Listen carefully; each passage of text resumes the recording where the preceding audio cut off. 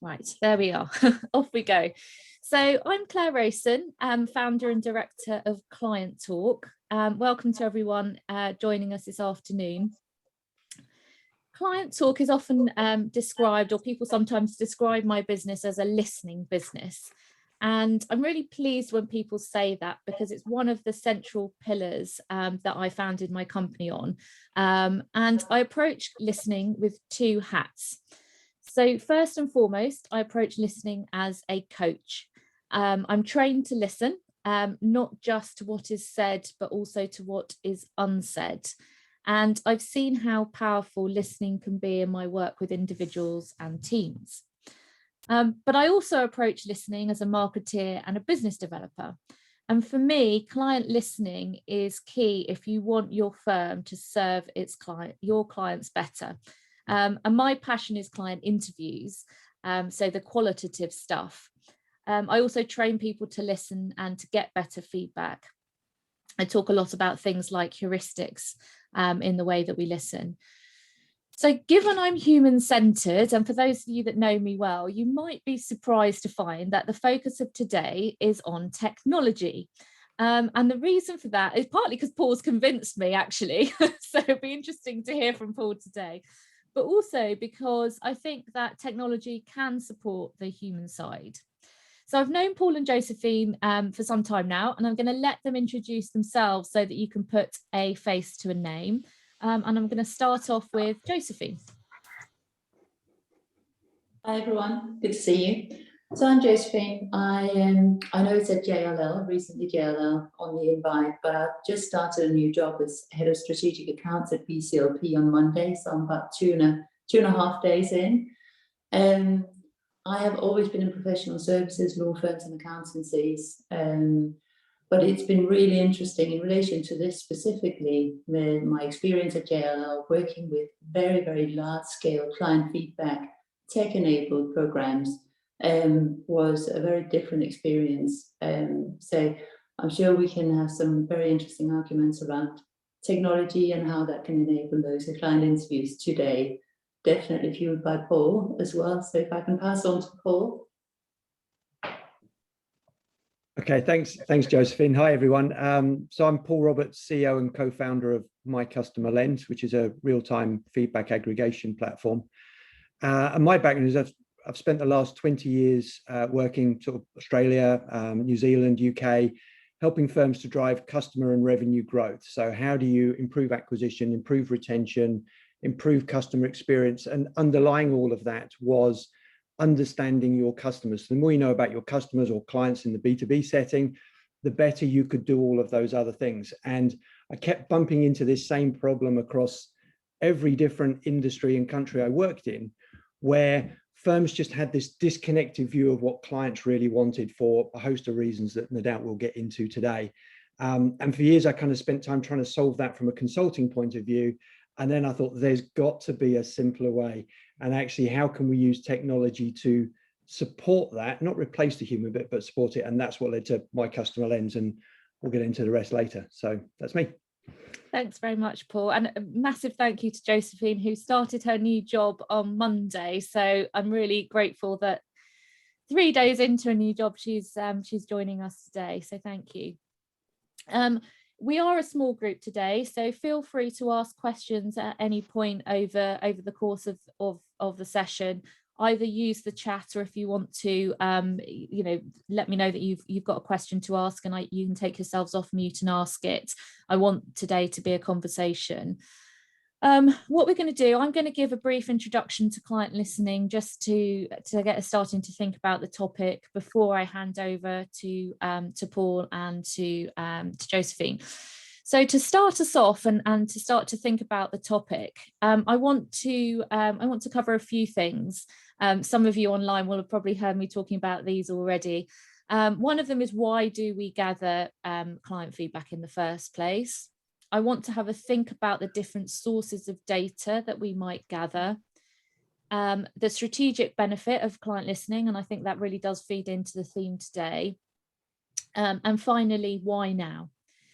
So why do we do client listening? There are lots of reasons, and they should all be familiar to you. So, you know, improving decision making, increasing client loyalty, identifying problems before they become terminal, or indeed identifying opportunities so you can jump on them quickly. And I think the benefits are really clear, even if we don't spend a lot of time reflecting on those benefits. I personally believe we should spend more time reflecting on those benefits, and perhaps we can get into why later on in the session. But I think something that we spend even less time reflecting on are the different sources of feedback that we might be able to gather. And what I want to do, because I said I want to make this so everyone's participating. So if everyone kind of makes sure that their chat buttons are working. And I just wanted you now just to pop in the chat the sorts of feedback that you gather. So that might be client interviews. It could be, you might use surveys. So if you can just pop in the chat the different sources of feedback that you gather.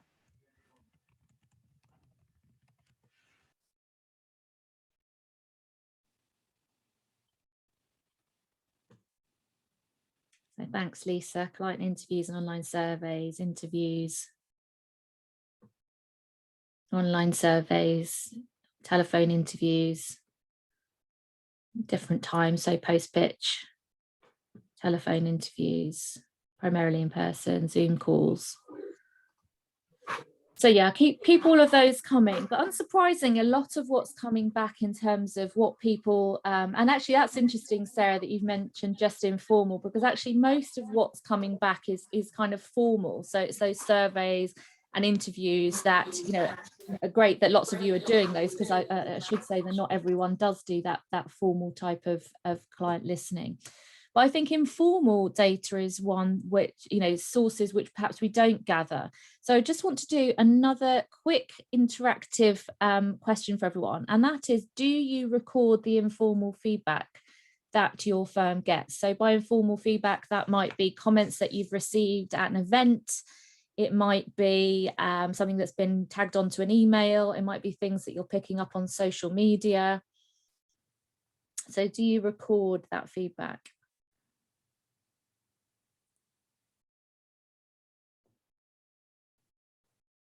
So a few of you still to come back.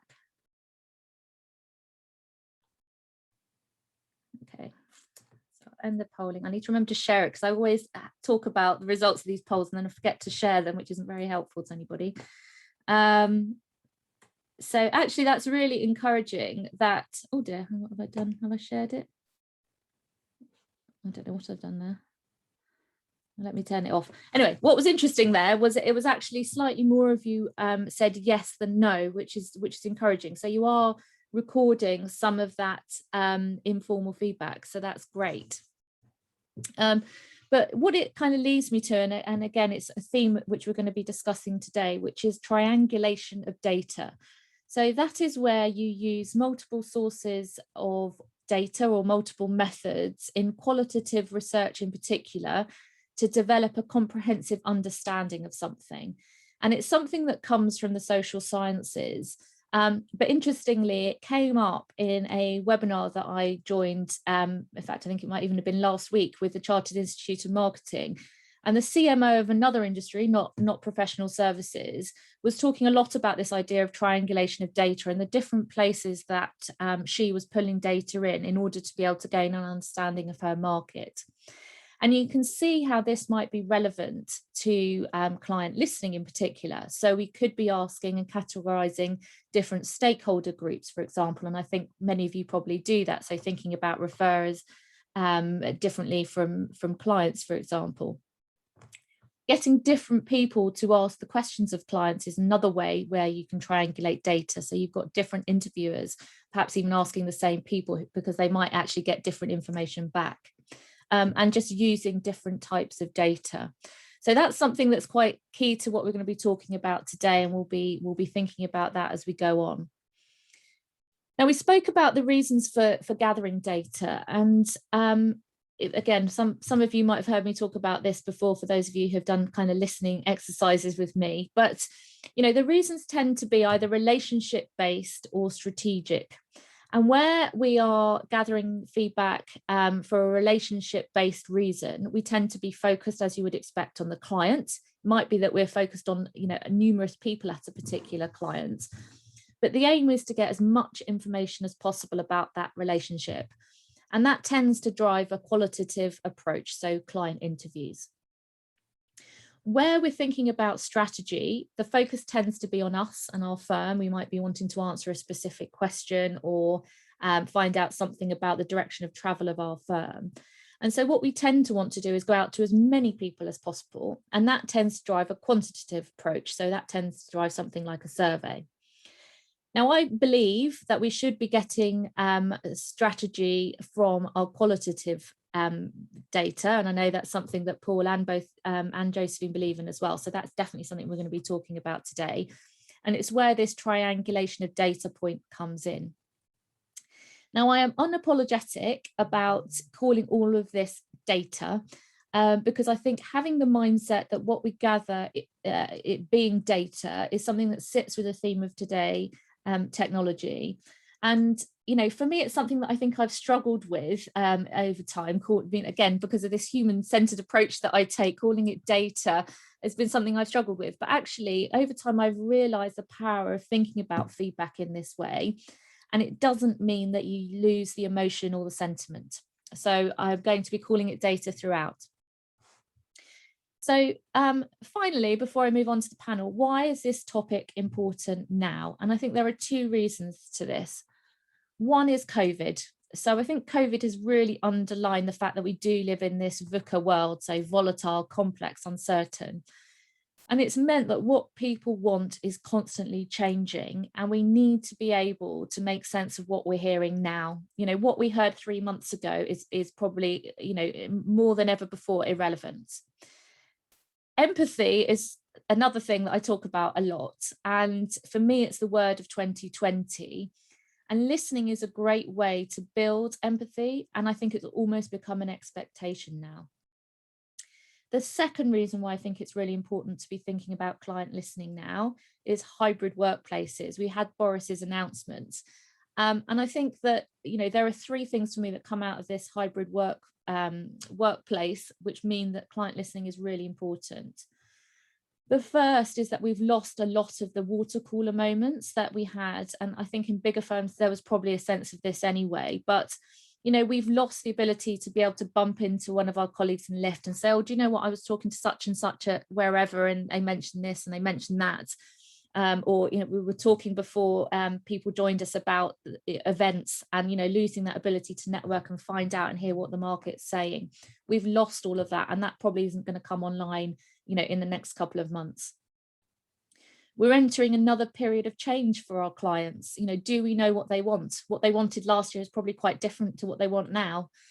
And our teams are going to be working differently now. So how is that impacting our clients? And again, we're now entering a period where people can work from home. They can work in the office. Whereas I think last year, everything was, because of need, and everyone was working from home and people were making allowances. We're in a different place now. So what's the impact going to be on clients?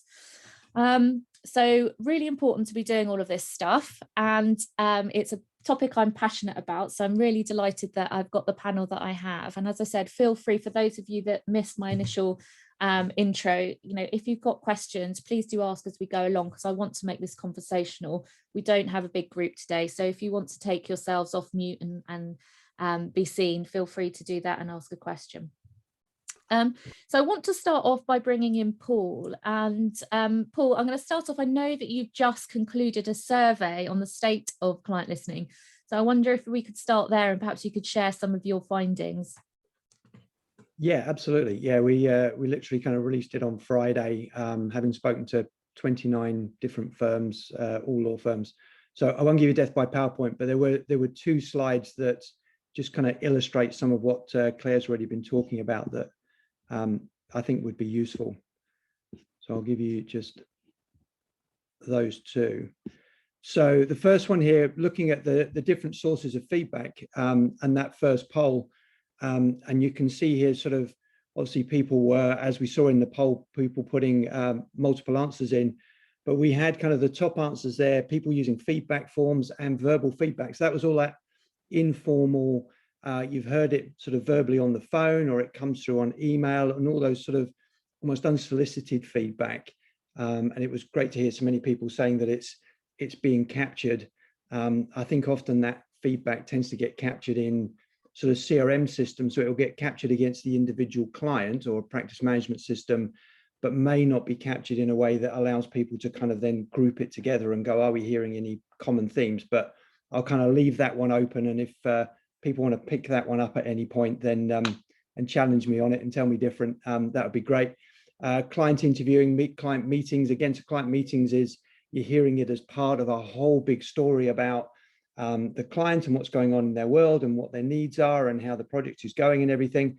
But hidden in there are some really important nuggets around their experience, their future needs, their expectations, how well things are going. And then what was interesting for me actually was how low surveys were.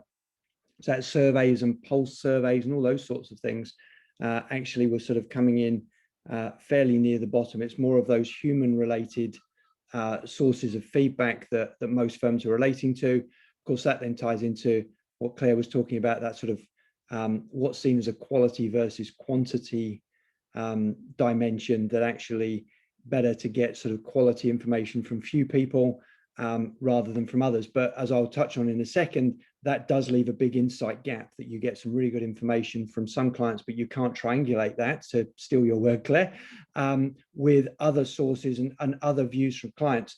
The other challenge just on this one was we asked people, where's this data being stored? And again, they could give more than one answer, and many firms did. But individual reports came out tops, only slightly ahead of people's heads and notebooks. And most people laughed when I put that in the survey, but actually most people then ticked it, or at least half the people ticked it, because, and the problem with that is it's not digitized. If it's written in people's notebooks, it's stuck in people's heads. And I often sort of get this with workshops. This isn't just a legal industry problem. And people say, well, it's fine, you know, between us, we know the customers. And I'm like, well, how often do you get all of those heads in the same room? And how much does it cost you per hour if you do? That's not a good way of being able to get a single view of your customers. The other challenge was around when people are getting feedback. So again, Claire touched on this, and we saw a little bit of pitch and sort of post projects. I saw someone mention. But if you look at that sort of client journey, we can see the overwhelming 85% of people said they're picking up feedback after a matter. That's great. What's interesting when you delve into the details is how long after a matter is finished that the survey goes out. The worst case I've heard was a firm that sent it out after the invoice has been paid, and the invoice tends to get paid on sort of 90 to 120 day terms. And therefore the survey is potentially going out 4 or 5 months after the work's been finished. Now, you're not going to get any sorts of useful information at that point. What's interesting when you work all the way back, only 22% are saying they collect feedback during a matter, which if you're a client is the most important time to give it, because then you've got time to actually do something about it. And I think that links to this bottom one here, which was around, we said, well, what proportion of your client base get asked for feedback in a given year? And you can see there the black and the gray, that's, you know, 0 to 25, 26 to 50. I think you need to move forward the slide, Paul. I think we're still seeing the previous one. Oh, okay. Right. Bring the share window to the front. Yeah, this is why I never do things on technology. I think it's probably because yeah, when you shared, we were looking at the PowerPoint package, not the PowerPoint slide show. That might be why it's not moved on. Oh, okay. Right. Only because I've done enough of these. Otherwise, I can. I'll just describe it rather than. How's that? Oh, there we are. You can see it now. Yeah, pie chart, donut chart. So, so sorry about that. So again, you could. That's the client journey that I was looking at that you weren't. Sorry about that. And again, same point, that sort of collecting it through the middle, through the experience is low. And then the donut chart there, you can see that more than half of the people that responded, and by the way, respondents were managing partners, stroke CEOs, and heads of sort of marketing, BD, commercial. So that was the target audience for this survey. More than half of them have said that less than half of their clients get asked for feedback in a given year. So you've immediately got this insight gap that it's coming in different sources. It's then being stored in different places, but actually it's not even feedback from the entire client base, because not all of them are being asked, and it tends to be asked at one point in time at the end, when you kind of lose that richness of what's going on in the moment. And also you lose the accountability because you can't do anything about it at that point. Now, there's some very good reasons for that, and hopefully this sparks a debate on it, that if you've got limited resources and you're having to manually handle all of this feedback, there is a limit to what you can do. So naturally you would focus on your bigger clients. And so I think that's where this sort of percentage comes from. And certainly that's the discussion I've had with firms since, is that with small teams, limited resources, you've got to go where it makes most sense, and clearly focusing on the bigger clients, the bigger projects and all the rest of it has to be where you'd focus, unless you sort of break that by saying, well, actually, if we can automate this and use technology to link into the theme of the webinar, then all of a sudden you can start to collect at scale and still focus on the key outcomes. But that's it. So those were kind of the two key bits I wanted to share from the feedback. Thanks, Paul. Interesting. I always find it interesting to see what comes back with these things. I'm going to bring... Can I just ask a question, Claire? Yeah, Paul? absolutely. Just interested to see those stats and percentages. And I just wondered whether, for example, if you had just, for a large client, obviously, if you've only spoken to one person at that client as part of a matter review, for example, does that then say that whole client has been, you know, we've got feedback from that client, so that then gets a sort of a tick in the box? Because we obviously have, you know, some of those challenges as well. And I was just wondering how the data's been pulled together. Yeah, that's a great question, Kim. So we just asked the question of what proportion of your clients do you ask for feedback? So I imagine most firms will have interpreted that as client, the organization, not individuals.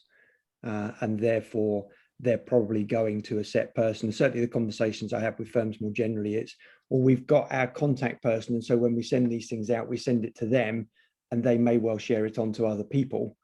So I think you're right. There is a sort of additional layer there where actually you're not even getting feedback from everyone that was involved. Yeah, good point. Okay, thanks. Thanks, Kim.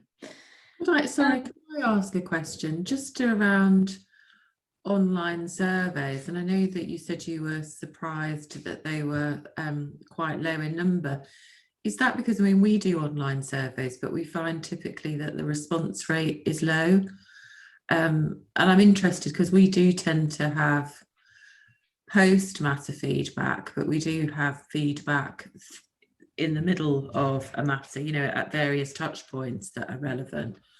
But one of the things I'm always looking for is how I can drive up numbers on those online surveys, because I typically find it's poor, the response rates. Yeah, thanks, Lorraine. Yeah, that's a really interesting. I'll give you my 2 pennies worth. I suspect Claire and Josephine and others have got a view as well. Typically, when we talk to clients, we look at it and go, well, what's the incentive for the client to share feedback? And this is, you know, I've kind of, from my background when I was consulting, and therefore could probably be a bit more bullish with clients and asking questions. But often, if you ask for feedback, but then clients don't see how that feedback has had any kind of impact. I mean, you think about it, we do the same thing as consumers in everyday life. We get lots of requests for surveys, and if we don't feel it's going to make a difference, then it doesn't go to the top of our priority. So therefore, you might fill one in, but then nothing seems to change. Another one comes out and you go, well, what's the point? You know, why would I share it? I haven't seen anything change from last time.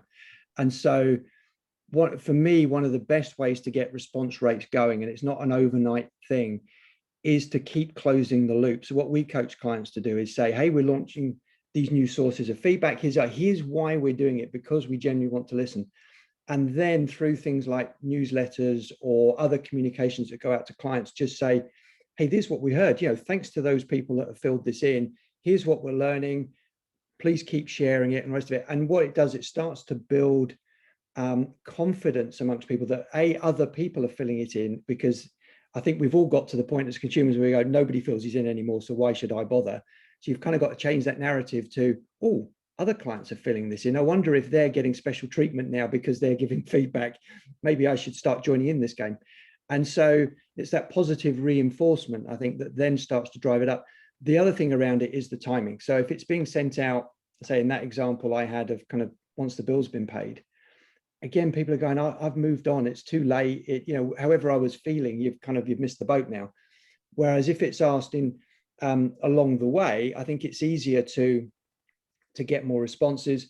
And what that also means when you're asking it along the way in different formats, different sources, combination of interviews and sort of in meetings. And so you can then ask much shorter questions. You know, so typically we do it with clients where it's like 2 questions. You know, what are we doing well? What could we do better? Actually 3 questions. And who are you? And that's it. And it keeps it really, really short and simple. And people can sort of share when they want to share things as well as when they get asked. And that starts to drive a different story, I think, around feedback. So it's, but yeah, Josephine, Claire, I'm sure you've got views on that too. Yeah, I mean, I think that's the key point, isn't it? Actually acting on what you're hearing. And I think, you know, historically people have asked surveys partly for the reasons that I kind of alluded to at the beginning, in order to serve something that the firm was trying to do or trying to achieve. And therefore, you know, what's in it for me? I'm helping you, but I'm not seeing much back. I think the worst example I've seen was a survey that, you know, asked people questions about the firm, and they didn't go back to, I think it was like 6 months later, they started to see that there were some people that were a bit disgruntled. Well, 6 months later, it's, you know, they're going to be more disgruntled if you're only now thinking about going back to them. So that response point is really important. I'm going to bring Josephine in now, because I know that you use all different sources of data in your in previous roles, and I'm sure you'll be doing the same thing in the role that you've now got. So what reflections have you got on what we've been discussing so far? I think, and actually Paul's slides were perfect in demonstrating that the amount of information that we have and data that we have, and I call it everything data as well, the data that we have available, but it sits in so many different places, trying to really understand all of the different opportunities we have to understand those clients, and then bring it all together. Once you brought it together, get the insights, and then link it back into the organization. That helps with your engagement as well.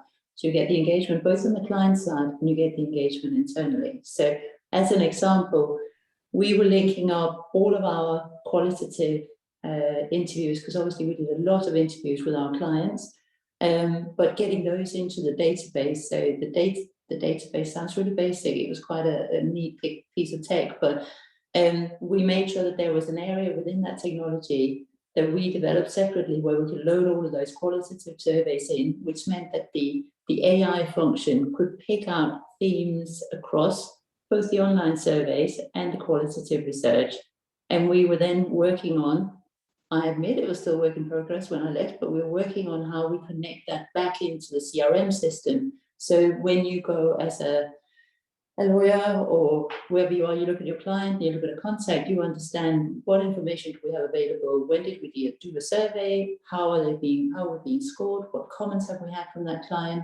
And it also allowed us from business development or client development to look at, for the lower scores or particular comments, what are the fees at risk? So if we talk about how many of your clients have you interviewed, it's also interesting to look at what proportion of revenue does that actually relate to? What proportion is it? Because you can say 20 clients, but are those 20 clients 80% of your revenue or 2% of your revenue? So being able to see that more holistic picture of who are responding, what are they saying, how does it relate to everything else that we do within the organization? And in previous roles, in terms of integrating back in, we were also looking at what kind of data are we getting on our partners, on our associates, where we have personal comments, they would be filtered through to HR, so that we made sure that those positive or more constructive comments were put into the review process. That was all manual at the time, but it was incredibly powerful. And that's where, once you have the data and you understand all of the different pieces and where it sits, you can pull it together. And combined with the technology, it makes it so efficient, it's real time, and it's very, very powerful in terms of how you use it. That was sort of more on the data sources. I'll just make a comment as well on using it with the clients. There's no point doing all of this if we don't use it with our clients as well. And I think traditionally there's been a lot of, you do the report and you talk to the client team, or you do a presentation to the board, etc. Again, once you have multiple opportunities to engage with your clients, and where you get to scale with online surveys or some sort of tech, you're able to then go back to your clients in a different way. So we had some of our clients last year, we were doing 30, 40, 50 interviews, and these were online interviews with our clients. We engaged with the clients up front. So all of our key clients, they would know that it was coming. We would be linking in with very senior individuals on the client side, CEOs, for instance, and they would be actively sending out an email, for instance, saying, in the next couple of weeks, you're going to go a link. The link is this, etc. So they knew it was coming. They were being proactively encouraged by senior people in their organization to fill it in. And we would then go back to them, obviously individually, if there was something we needed to react on, but we'll also go back to them at the end of the surveys and say, this is what we now have. These 50 people have responded to the survey. These are the trends that are coming out. This is how we're going to be actioning it, etc., etc. So a very involved, obviously not with everyone, but a very involved engagement with those clients that were on a key client program, for instance, but still able to engage with many other clients where we were less involved, but the data we got through was really, really good. So Nola's got a question there. I'd be interested to know how others encourage client partners, clients to take part on feedback meetings. Sorry, in feedback meetings. In My feedback mistake. meetings. I mean, I just was listening to the previous speaker saying they had 30, 40, 50 clients. And one of, the things I think we find is that encouraging, it's obviously voluntary, encouraging partners to encourage their clients to have a 50-minute feedback meeting. That's quite an uphill struggle. I'll be interested to see how others manage to do that. Sorry, I can't get my video to work. I feel very rude. I would normally switch it on. Oh, don't worry. Josephine, do you want to take that one? I think it's a problem that everyone who works in BD, client development, trying to get people to do interviews is often the most tricky part. So I've got my views, but 100%. I think it's all down to the value. And again, traditionally, there's been that tendency to just do surveys, do a report, and then we'll do it again next year. Having something that's ongoing and being able to prove the value of either, as you said earlier, develop opportunities, linking it with revenue generation, looking at, we've had quite a lot of success, and this wasn't JLL, this was previously when we had a slightly smaller program, one of the law firms. We were very successful in identifying trends, identifying any sort of areas where we were developing additional campaigns, for instance. It was informing a lot of our sort of sales activity. So once you can start linking it to that particular feedback led to us doing this campaign, which wasn't on the cards before, we realized that this was happening, and now we've generated X clients and X revenue. And again, that comes back to the integration of all of it. You need to be able to prove the value, so that people understand that this feed into a much bigger picture. This is not only about whether we did a client feedback interview twice a year with our 10 biggest clients. thank you.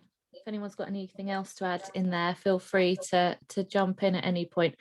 I'm going to bring in that we've. Sorry, Claire, I'll just throw in one thing Yeah. on that. The survey, I won't play with PowerPoint again, but one of the other questions we asked was around where does the feedback go? And what we found was that 2/3 of people said that feedback at best is kind of used within practice teams, or it's used to fix the specific issue. There was only 1/3 that said it actually got shared across the practice. I think it was only about 15% that said it actually goes all the way to a leadership team. And I think that for me was really key, because one of the other bits was around challenges, and alignment of feedback to outcomes was a big challenge. And for me, it's all connected, exactly what Josephine said, that if it's not flowing up to the leadership team, then they don't see it as important. Therefore, you don't get the budget and the resource to do more with it. And it becomes a chicken and egg. And I think examples like Josephine has shared of here's what it looks like when it's singing and working really well.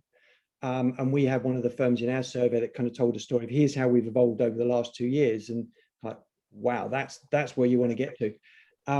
Then I think people can start to see the business impact. But Josephine, you mentioned there in terms of how it's linking to revenue, to make that kind of revenue business case to partners of here's how it can drive this, and then how it's linking through into feedback and people. And I think that drives a lot of it, sort of talking in their language. I mean, everyone on this call is more experienced at that conversation with partners than I am, but I've seen it at PwC myself, that if you can start to make the case in their language, then they start to drive it, and then you get the momentum. But I think the more we can tell the stories like Josephine just has, and I'm sure there's others even on this call, that starts to help, I think. And it's using it in lots and lots of different ways. So at JLL, we had 2 points out. So every 6 months, we had another wave of client feedback.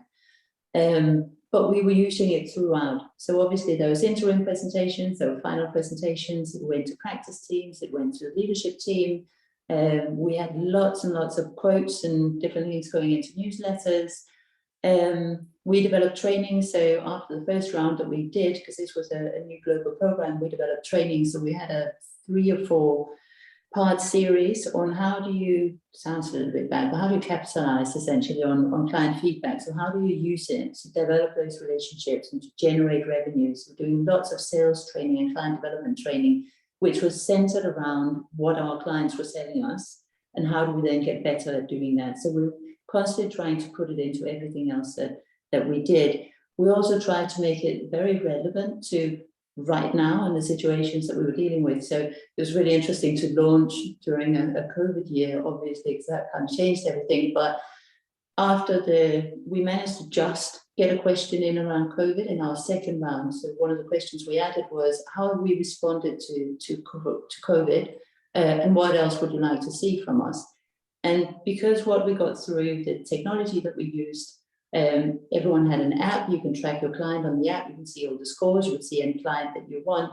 People were picking up real life information from their clients and saying, this worked really well, or we would like to see more of this. And they were able to immediately, as soon as somebody had clicked send on a piece of feedback, it would be on their app and they could call them up 30 seconds later and say, well, you said you wanted to talk to me about X. So again, it's the difference between doing that sort of more static presentation at the end of a cycle of client feedback, or just having one report per client, using it in a much more integrated way and making it real time was a key way of integrating it with all of the people in the business.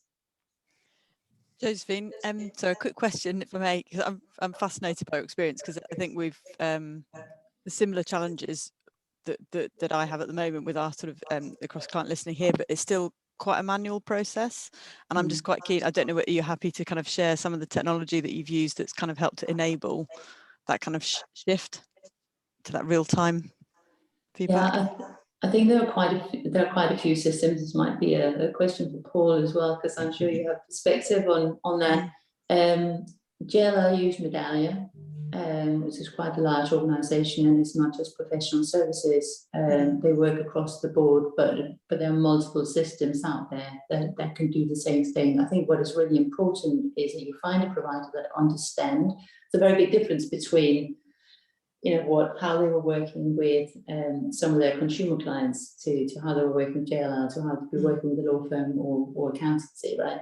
So I think finding somebody who understands all of those different sources of feedback, how it works, how you engage with your client, I think that's almost more important than the actual technology. Yeah. And I haven't, the buying decision was made on a global level, so I admit that I wasn't involved in that original buying decision. We had to use the system as it was given to us. So I don't really know who else is out there that could do the same thing, but I'm sure Paul had some suggestions.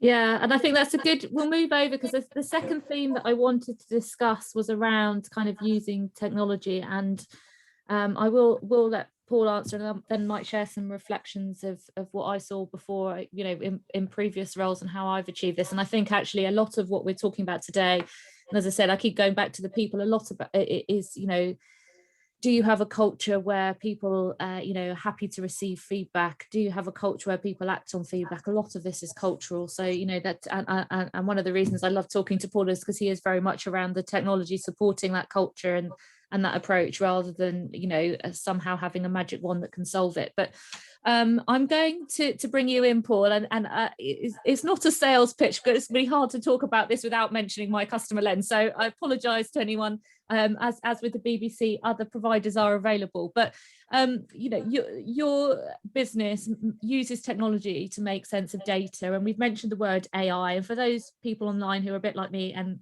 shiver when they hear AI. Can you explain a bit about what you do and how you use technology to solve some of the problems that we've been discussing today? Yeah, sure. Yeah, and I will promise to keep it generic. So I think AI is creeping into lots of different bits of legal and legal tech, and it seems to be being used a lot, particularly to make sense of documents and all those sorts of things. We're effectively doing the same thing in terms of making sense of all the unstructured feedback data. So if I think back to some of the earlier conversations and we looked at those sources of feedback, most of them are qualitative. Even if they're not interviews, they're coming in emails, verbal conversations, or it might be open questions within surveys. And I think there is a real shift around, even in surveys, of if you ask fewer open questions, that's a better experience for clients than asking lots and lots of closed questions to try and get to the same answer. Now, obviously, if you ask them lots of open questions, they get fed up at having to do all the writing. So there's a balance there, but there is more open questions coming into surveys. Plus, you've got the sort of the verbatim comments and transcripts from interviewing, Claire, you know, to touch on the conversations we're having about integrating with interviews. And so you've got to be able to make sense of all of that. And so the way that typically gets done is by using AI and particularly natural language processing. And I'll talk to how we do it, but I know, for example, Medallia that Josephine mentioned, they do something similar here. So we look for three things. So we look for what people are talking about. So you start by trying to find out just what's this feedback about. So are they mentioning particular people? Are they mentioning particular communications channels? Are they mentioning particular products? And then are they talking about it in terms of future need or past experiences or whatever else? Then we look at the sentiment. So how's that making them feel, that email that they've had, or we're talking about the newsletter or the last meeting they had, or the particular work that you're doing. Now that can be sentiment, positive and negative, but interestingly, sentiment is not always in the answer. Sometimes it's in the question. So if you ask the question, what do we do well? Then, and somebody says, I don't know, the quality of your coffee, the friendliness of your meetings. The sentiment isn't really in the answer, it's in the question, because you could equally ask, what do we do badly? The friendliness of your meetings, the quality of your coffee.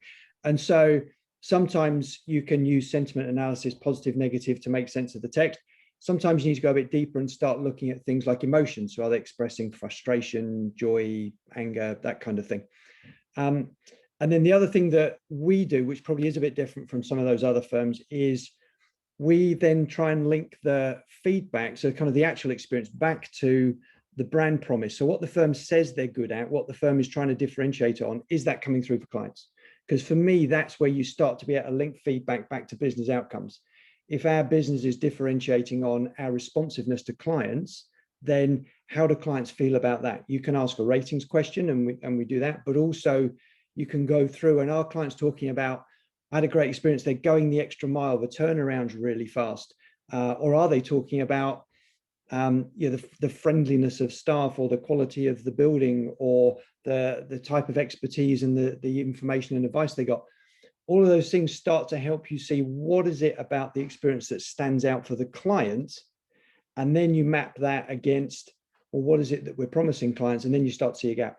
And then where it gets really interesting is when you then start benchmarking that across the industry, and you start to look and go, well, actually, 1 in 10 of our clients will rave about our responsiveness, but across the industry, 4 out of 5 clients will rave about the responsiveness of other firms. So maybe we're not as good on that as we thought we were.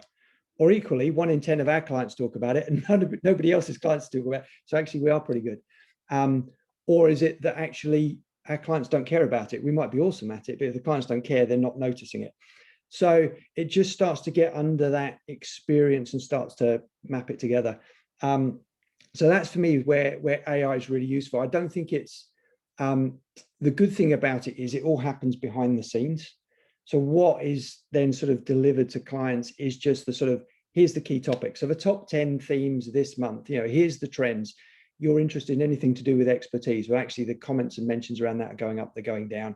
And then you click on that and it shows you what people have actually said. And so, the AI is all sort of nicely hidden away and you don't really have to worry about it. you can just sort of deal with the fact that what it's trying to do is summarize all of these comments and just give you back the key things to pay attention to. And that for me is the interface of tech and human, that the tech isn't saying, here's what you should do about it, because the same feedback could be shared with all the firms on this call and people would take different decisions based on the strategy and processes and everything else. And so what we do is we bubble it up, summarize it, here it is, real time, as Josephine said, and then people can take action on it. And so that's how you then use the resources to, frankly, to do the fun stuff. I don't think many people are in these roles to analyze data and crunch through and create charts. They're in it to go, well, what do we do with that? What's the so what? How do we help, drive outcomes? And I think what's interesting about that and why it links back to the human and why that, I've gradually become a convert, I mean, who would have thought me a year I would be doing a tech focused session. But I think, some of the things I started off talking about today were, what are the benefits of client listening and why do we have client listening programs? And I think oftentimes you will go and speak to a client and that information will get shared with, the client partner, it will get shared with the client team. And that's perhaps as far as it goes. But actually, if you start with, okay, well, what else could we be doing with this data? Can we be using it to inform strategy? Can we, as Josephine said, be using it to provide an opportunity to give employees a pat on the back and and actually have more data to be able to support why perhaps they should be made partner, because actually they're consistently coming out in feedback. One of the things that many people on the call hopefully avoid doing, but chambers, directory submissions, sometimes we need to decide which associates we're going to put forward. Actually, if you've got all of this in a database, well, we can work out which clients are, which associates are being talked about more regularly by our clients. So, the technology will only do what you ask it to do. And it won't, as you've said, it won't produce the magical results. And for me, all of it starts with, why are we doing this in the first place? How can we be using this data that we're getting, and where can that be going? And actually the ability to be able to dice it up so that okay, we don't provide the whole report to everybody, but actually this there's a theme here that runs across several interviews. Josephine, you're nodding because I know you've done this, so you've got experience from the user side. What place were you in when you adopted AI, when you adopted this sort of approach to using the feedback? Were you already looking for a solution to be able to do different things with the data that you had, or was it, we've got this data and we've got this technology and now we can do different things with the data? I think it was more, we now have the technology and then we work out what to do with the data. We knew that the system was brought in because we knew that what we were doing was not optimizing the data that we get from our clients, or how we're using it, how we're storing it. We weren't able to use it in the right way. So obviously that led to purchasing the system. Once you had that, we worked out all the different things that we could do with it. And it was ongoing. To be honest, we were constantly working as a global team. We were constantly working out other ways of using the data. But I think another thing that we haven't touched so much on is, how does it overall link to strategy? How does it overall help us to drive positive behavior change, right? How do you get someone to behave differently? So it's not just, I get a score of 7, I go and talk to my client. How do we make everyone change as an organization? And if you're a very large organization like JLL, that you can only do that with some sort of tech enablement, because a couple of people in a client feedback team cannot do that. So if I can give you an example of how we did that with the system, we had, so when the feedback came in, if you got feedback, you'd be able to go in and look at it. You would then write, I called the client, I saw the feedback, I called the client, this is what I did about it. And we were able to track all of that. So we're constantly asking people to engage. We're asking people whether they spoke to the client, what they find out. And then we had case studies. So we had a case study, for instance, these are real examples. We had a case study where someone was a 4. Within 6 months, we moved them to a 6, and within another 6 months, we moved them to an 8. So they went from a 4 to an 8 in the space of 12 months. Obviously, as an NPS of 4, you're an at-risk client. There's a risk to the revenue, to the relationship, to what you tell your peers, etc. And we're also able to show internally, what did we do in between that 4, 6, and 8. So we're able to say, this was a 4, this is what the client said, this is what we did. Now it's a 6, this is what we did, now it's an 8. We also had the other case studies the other way around, where someone had made a complaint or were not particularly happy, No one had gone in to look at the feedback. No one had actioned the feedback. And then they went to a 4. So we were very, very clearly able to demonstrate that in a short space of time, what you do with the feedback has real impact on your relationship with that client. And there's a real risk if you do nothing. And I think when you have a system where you have all of this, so you can go and look at it and you can demonstrate it, it's not just Josephine says to the partner, there's hard evidence that that is the case. It makes it so much more powerful. And we could see a lot of traction in terms of the numbers of people engaging and how they were engaging with client feedback within a very short space of time. I have more questions, but I'm conscious of the time, and we've had a few questions already, which is fantastic. If anyone else now has any questions, I'm just going to open it up to questions so we stick to time, and we can make sure that people with questions have the opportunity to ask them.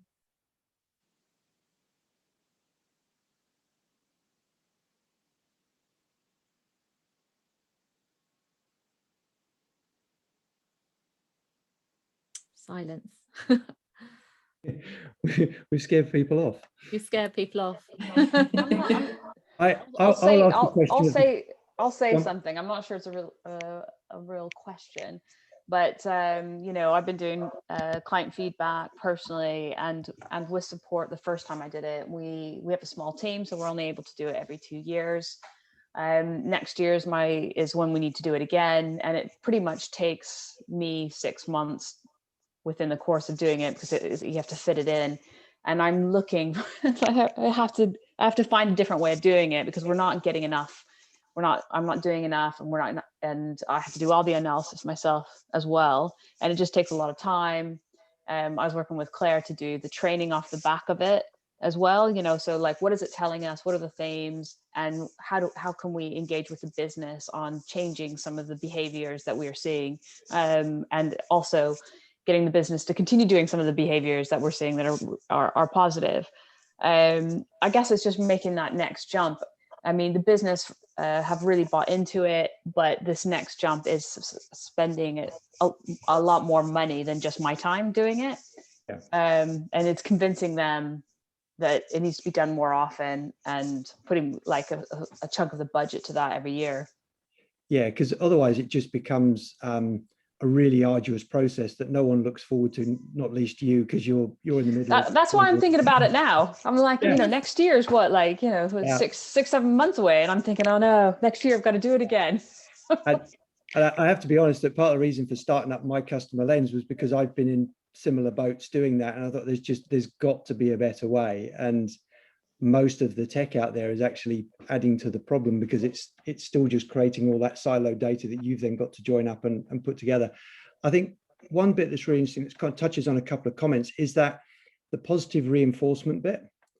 And actually, if you start collecting feedback more often, and you can then start sharing the positives, that then gets people on board. So we've found that we have a feedback capture form, which was kind of a little bit of an add-on thought that I didn't think people were going to get, but actually it's now sort of becoming the thing that gets used most often, which is a place where staff can collect just the unsolicited feedback they've heard from clients. Now, the academics hate it when I tell them about this, because they go, surely people only collect the positive feedback and they never put the negative feedback in. And that's true. That's fine. That's human nature. However, what it does is it means at least you've got all the positive stuff in one place, and it starts to build a story. So I always think about it in terms of, you want more feedback to get a better picture. It's not about trying to get the perfect amount of feedback, because otherwise you'll drive yourself in knots trying to get it. And actually, when people have got a place to capture the positive feedback, and therefore it gets celebrated and showcased, that then gets people feeling better about asking for feedback. And then we're seeing the knock-on effect to delivery staff and partners being more inclined to ask clients for feedback, because they see it as a more positive experience. Because what I found, everyone thinks feedback's a good idea that everyone else should get. Once you start getting it for yourself, it all starts to feel a bit more worrying, because it seems there is a human nature. We assume feedback is constructive feedback, and it's negative and it's criticism. And therefore people are reluctant to push and ask for feedback in many cases. And I say that's human nature. But actually, when you really celebrate the positive stuff, that starts to win people around and starts to encourage them to ask for more, which then makes them a bit more inclined to look at the results, which means then you can link it up to the outcomes, which then means when you start asking for a bit more resource to do things in a different way, it's also, now obviously that's a lovely happy path, as my co-founder calls it, and it doesn't always work that smoothly, but we are seeing that process starting to happen. So almost sort of starting with how do you collect more positive stuff and share it is often a way to get the cultural side going.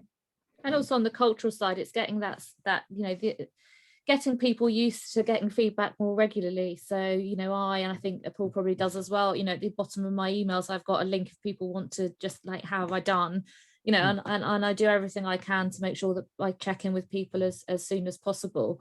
Again, it's a bit like talking about what I do and trying to avoid it sounding like a sales pitch. But, I do a lot of training around feedback and how you take on board negative feedback and positive feedback, and not having that as, recognizing that head on and changing the culture. So you're used to hearing things on a regular basis. It doesn't probably take a rocket scientist to know you do start with the positive stuff. And sharing that with people that, I love the example about sharing it with HR, sharing it with people who perhaps, perhaps wouldn't necessarily be in the loop, because perhaps actually HR are the people that will, send an email back and say, God, well done you, that was brilliant. So actually, getting people feeling like something's happening with data, really important. Can I ask what you'd view as credible sample sizes? So if you're saying, this is a trend that we're spotting for this work type or for this office or for individuals, do you have any sort of, rough ideas on what you base a credible sample size to be? I might ask Josephine that question, but then I'll give my view. Thank you.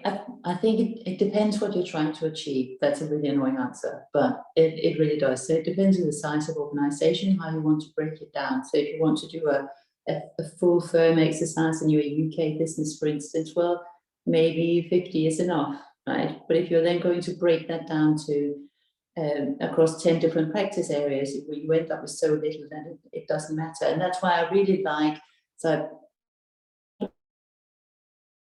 I really like having multiple sources of feedback where you get your quantitative, which may touch lots of different people, and you can have your scores, which are really useful in lots of different ways, but you then have more qualitative feedback to give it some context, and you understand sort of the underlying reasons for those scores. But I would say a past law firm that I was in, we were doing about 200 interviews. These were qualitative interviews a year.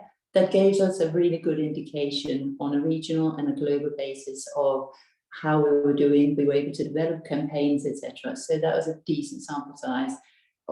But having then seen, in other businesses where we have thousands, that just provides a completely different opportunity to do different things. But it doesn't have to be huge numbers. It's more what you do with it and how you collect and store it.